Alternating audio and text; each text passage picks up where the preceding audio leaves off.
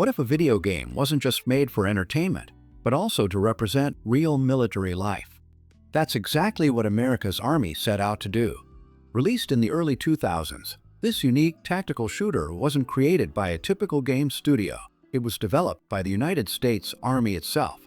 Launched in 2002, America's Army was designed as both a recruitment tool and a realistic military simulation. Unlike many shooters of its time, the game focused heavily on authenticity. Players had to complete training missions before jumping into combat, learning skills like marksmanship, navigation, and teamwork. One of the game's most interesting features was its perspective system. No matter which team you were on, you always saw yourself as a U.S. soldier, while your opponents appeared as enemy forces. This reinforced the idea of discipline and identity within the military structure. America's Army stood out because of its emphasis on realism and rules of engagement.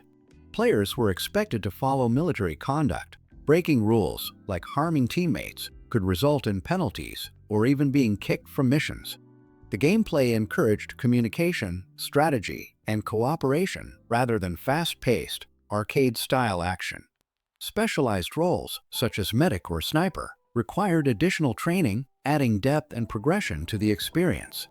Over time, the game evolved with new versions like America's Army, Operations, and America's Army, Proving Grounds, improving graphics and expanding gameplay while maintaining its core identity. What made America's Army truly unique was its purpose. It wasn't just about winning matches, it was about giving players a glimpse into military life. For many, it served as their first exposure to structured teamwork and realistic combat scenarios. The game also helped shape the tactical shooter genre, influencing later titles that focused more on realism and coordination.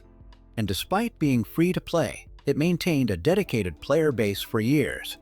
Army remains one of the most unusual and ambitious projects in gaming history, a game built not just to entertain, but to inform and inspire.